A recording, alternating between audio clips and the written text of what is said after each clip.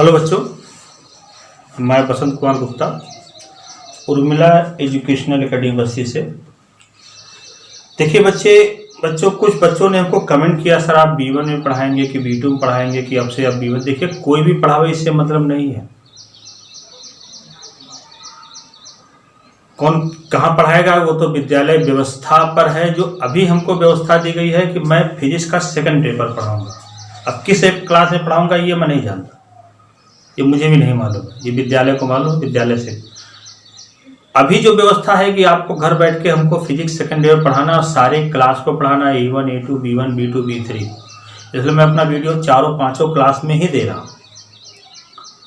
तो कौन पढ़ाएगा कौन नहीं पढ़ाएगा, जो भी पढ़ाएगा अच्छा ही पढ़ाएगा आपके ही, क्योंकि मेन तो आपको पढ़ाना है, चाहे कोई भी पढ़ावे।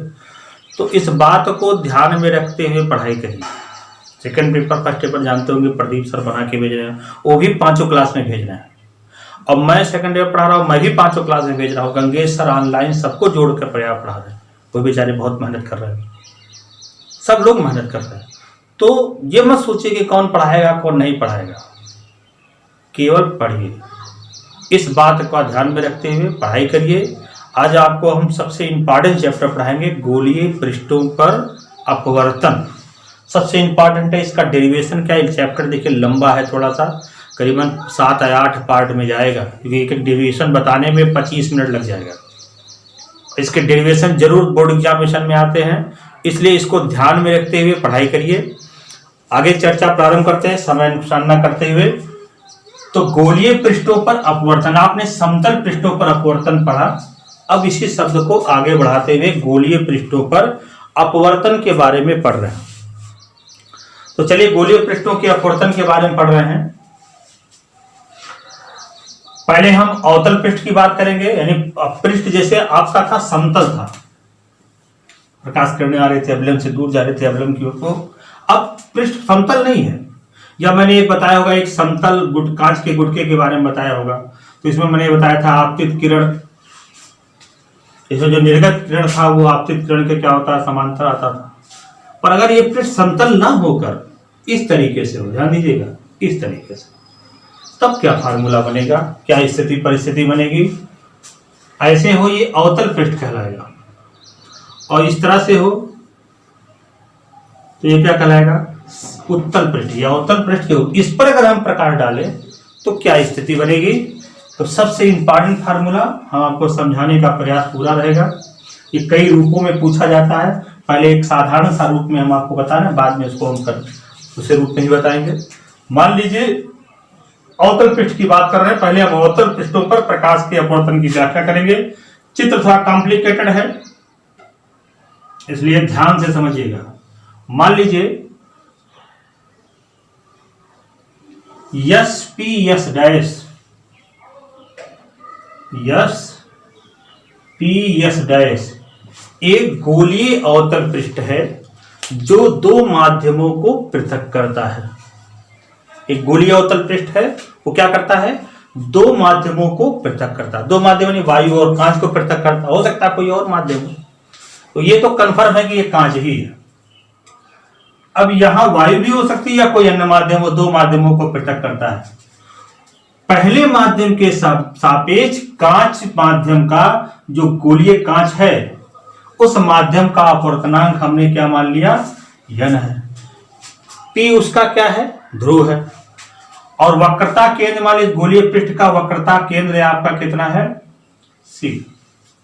और पढ़े होंगे वक्रता केंद्र और ध्रुव से होकर जाने वाली रेखा क्या कहलाती है, मुख्य अक्ष कहलाती है। इसकी वक्रता त्रिज्या हमने कितना मान ले, R, यानी CP का मान जो आपका हो जाएगा, CP इक्वल टू क्या हो जाएगा, R। माना एक बिंदु वस्तु O इसके मुख्य अक्ष पर रखी जाती है, एक बिंदु वस्तु O जो है इसके मुख्य अक्ष पर रखी जाती है, थोड़ा दूर रख देते हैं।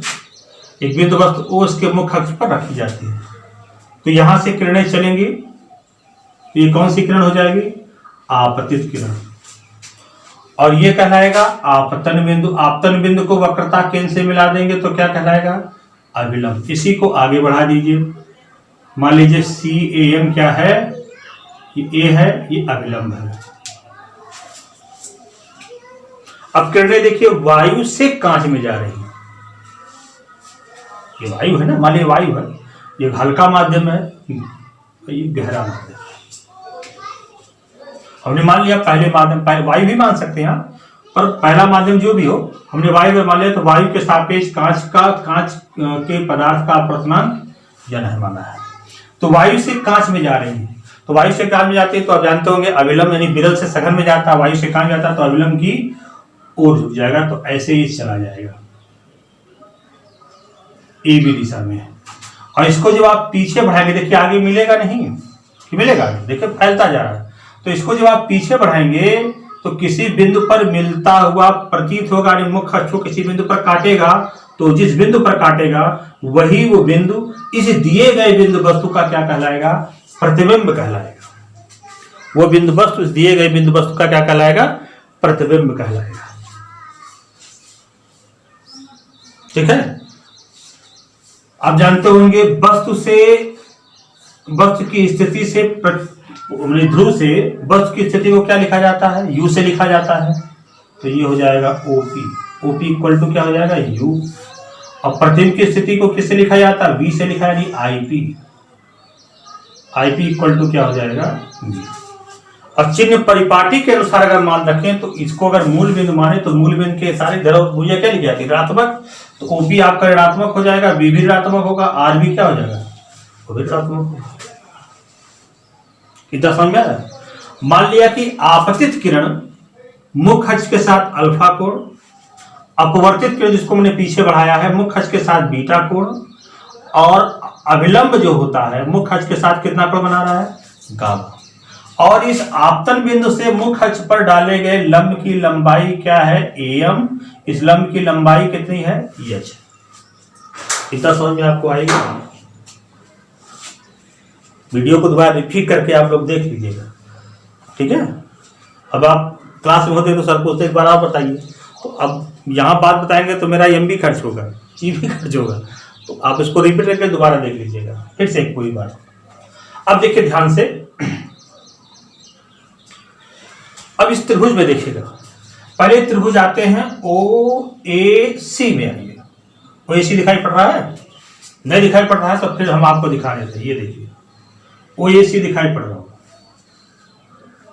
ये एक चीज पहले और देखें, पहले इसमें आपतन पूर्व पहुंचा, देखो अविलंब है, आपतित किरण है, तो ये कितना हो जाएगा, आई, और ये कितना हो जाएगा, आर। और देखना ये आर है तो सामने वाला भी क्या हो जाएगा, शीर्षक में कौन से, ये आपका आई है, ये जो आपका इतना है ये वो आई है, और ये आपका कितना है, आर है। मैंने पहले वाला चित्र कॉम्प्लिकेटेड है।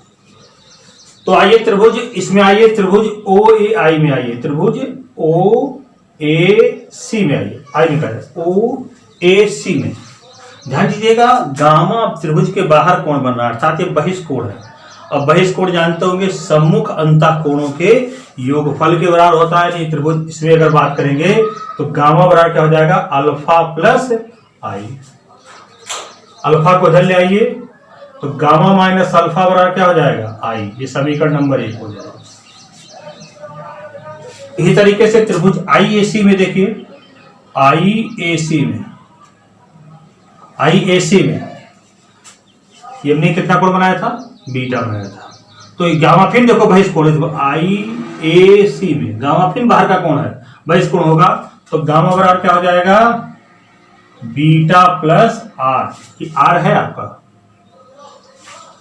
तो बीटा को इधर ले आइए तो गामा माइनस बीटा बराबर क्या हो जाएगा, आर। हमने आई और आर का मान निकाल लिया। स्नेल के नियमानुसार, स्नेल के नियम से क्या हो जाएगा, यदि पहले माध्यम के सापेक्ष पृष्ठ के पदार्थ का अपवर्तनांक n हो तो n बराबर क्या हो जाएगा, साइन आई बटे कितना हो जाएगा, साइन आर। n बराबर क्या हो जाएगा, साइन आई बटे साइन आर। यदि हम ये मान लें कि गोलीय पृष्ठ का द्वारक बहुत छोटा है, यहां लिखा जाएगा यदि गोलीय पृष्ठ का द्वारक बहुत छोटा होगा तो बिंदु ए बिंदु पी के अति निकट होगा। इस स्थिति में आई, आर, अल्फा, बीटा, गामा बहुत छोटे होंगे और देखना अगर ये बहुत निकट होगा तो लंब डालेंगे तो ये पी पर आएगा, और यम बिंदु कहां पर आ जाएगा, पी पर आ जाएगा। यदि गोलीय पृष्ठ का द्वारक बहुत छोटा हो तो बिंदु ए बिंदु पी के अति निकट होगा। इस दशा में alpha I R alpha beta gamma बहुत छोटे होंगे और यम बिंदु पी के अति निकट होगा। तो चूंकि आई आर बहुत छोटे हैं तो आई आर बहुत छोटे होंगे तो आप पढ़े भी होंगे, साइन आई को हम सिर्फ आई लिख सकते हैं, तो साइन आई के स्थान पे सिर्फ आई और साइन आर के स्थान पे आर। ये नियम सिर्फ साइन और टेन के लिए लगता है, कॉस के लिए नहीं लगता। तिरछा गुणा करिएगा, आई बराबर क्या हो जाएगा, यन आर। इस मान रख दीजिए आई का मान हमने निकाला होगा, देखो समीकरण 1 से गामा माइनस अल्फा यन बी, आर का मान क्या है, गामा माइनस क्या हो जाएगा, गामा माइनस बीटा। समझ में आ गया? पहले गुणा करिए, गामा माइनस अल्फा बराबर क्या हो जाएगा, यन गामा माइनस यन बीटा।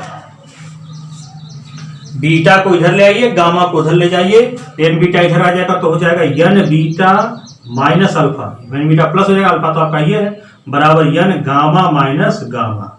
ये यन बीटा माइनस अल्फा बराबर हो जाएगा, गामा कॉमन लेंगे तो क्या बचेगा, यन माइनस 1 इंटू गामा। ये संबंध नंबर 3 आगे समझ में था ना। यानी ये संबंध 3 आपको जो प्राप्त हुआ है वो यहां मैं लिख दे रहा हूं, क्या प्राप्त हुआ है, संबंध 3 जो प्राप्त हुआ क्या मिला है, यन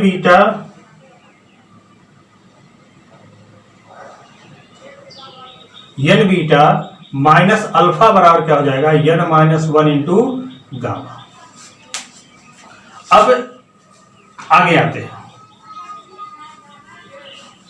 क्योंकि हमने अल्फा, अब देखिए इस समकोण त्रिभुज में देखिए त्रिभुज ओ ए एम में अगर ध्यान दें, ओ ए एम में ध्यान दें तो tan अल्फा का मान निकालेंगे तो क्या आ जाएगा, tan अल्फा बराबर क्या होगा, लंब कितना है, यच, अब आधार कितना हो जाएगा, ओ एम। क्योंकि मैंने पहले बताया कि अल्फा भी बहुत छोटा होगा तो tan अल्फा को हम क्या लिख सकते हैं, सिर्फ अल्फा, और यम बिंदु कहां पर होगा, पी पर होगा, पी के निकट होगा तो यम को पी लिख सकते हैं, ओपी, और ओपी का मान कितना है, माइनस यू है। इस तरीके से बीटा निकालेंगे तो tan बीटा ये आ जाएगा यच बटे आई एम बराबर यच बटे आई पी बराबर क्या आ जाएगा, यच बटे माइनस बी, और गामा निकालेंगे तो tan गामा यच बटे सी एम और यच बटे सी पी, एम को पी मान लिया जाएगा और बटे इसका मान कितना है, माइनस आर। ये अल्फा बीटा गामा का मान अगर समीकरण 1 में रखेंगे, देखिए सबसे बेहतरीन फार्मूला प्राप्त होगा। तो यन बीटा का मान क्या है, यच बटे माइनस बी और यच बटे माइनस यू बराबर यन माइनस 1, गामा का मान क्या हो जाएगा, यच बटे माइनस आर। यच यच यच सब जगह है कट जाएगा, माइनस माइनस माइनस भी कट जाएगा तो क्या आ जाएगा, यन बटे वी माइनस 1 बटे यू बराबर यन माइनस 1 बटे कितना हो जाएगा, आर। ये किसी गोलीय पृष्ठ के अपवर्तन का सूत्र है, इसको आप लगाने का पूरा प्रयास करेंगे, ये किसी गोलीय पृष्ठ के अपवर्तन का सूत्र है। आज मैं केवल बहुत ज्यादा नहीं बताऊंगा, इसको आप खुद ड्राइव करिए, कल हम अवतल पृष्ठ के लिए बताएंगे। अब इसमें कुछ स्थितियां होती हैं, देखना, जैसे मान लीजिए अभी तो हमने मान लिया कि पहला माध्यम के सापेक्ष दूसरे माध्यम का अपवर्तनांक यन है। कभी कभी सवाल को ये कह देता है कि पहले माध्यम का अपवर्तनांक n1 और दूसरे माध्यम का अपवर्तनांक n2 हो, तब गोलीय पृष्ठ के अपवर्तन का सूत्र क्या होगा।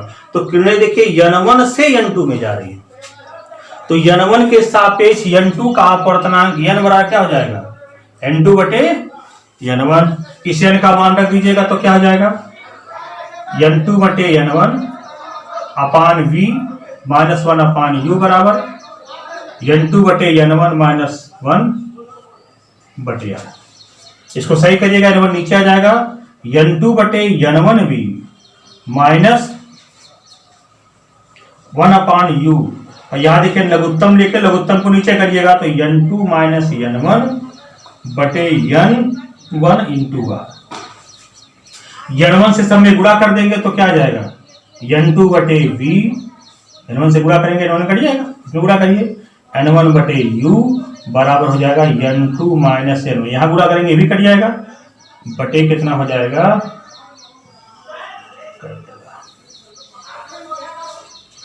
ये किसी गोलीय पृष्ठ के अपवर्तन का सूत्र है। ये फार्मूला तब अप्लाई करेंगे जब दोनों माध्यम के अलग अलग अपवर्तनांक दिए गए हों, और ये फार्मूला कब अप्लाई करेंगे, जब पहले माध्यम के सापेक्ष डायरेक्ट उसका मान यानी n2 बटे n1 डायरेक्ट मान रख देंगे। ये ज्यादा आसान है, पर प्रूफिंग में कभी कभी प्रूफ करने को ये आ जाता है, जहाँ n1 पहले माध्यम का अपवर्तनांक है और n2 कांच के माध्यम का अपवर्तनांक है, तब तो आपको ये सिद्ध करना पड़ेगा। और ये कभी कभी सिद्ध करने का, तो यहाँ n जो है n2 के स्थान पे n रखा गया है, यानी n क्या है, पहले माध्यम के सापेक्ष दूसरे माध्यम का अपवर्तनांक। ये था किसी गोलीय अवतल पृष्ठ के अपवर्तन का सूत्र था। इसको आप लगाइएगा, ना समझ में आएगा तो व्हाट्सएप नंबर पर मेरे बता दीजिएगा, मैं पूरा प्रयास करूंगा आपको समझाने का। ये बहुत ही इंपॉर्टेंट चैप्टर है। इस फार्मूला समझ में आ गया तो लेंस के भी फार्मूले भी आपको समझ में आने लगेंगे। ये मान के चलिए चैप्टर लंबा है, कम से कम 10-12 पार्ट में जाएगा, ठीक है। ऐसे गोलीय उत्तल पृष्ठ के लिए भी होता है, वो भी मैं आपको पहले समझाऊंगा, तब आगे बताऊंगा। देखिए बहुत हड़बड़ाहट नहीं है, आराम से पढ़ेंगे तब भी खत्म हो जाएगा। तो मान के चलिए 10 दिन कम से कम लगेगा, और मैं आगे बताता रहूँगा, जो अच्छे चैप्टर्स हैं उनको समझाते रहूँगा, उस क्रम से चलेंगे। इसके न्यूमेरिकल्स भी बड़े इंपॉर्टेंट है और प्रैक्टिकल में भी इसका यूज होता है। इसी तो आगे चर्चा कल करेंगे। धन्यवाद।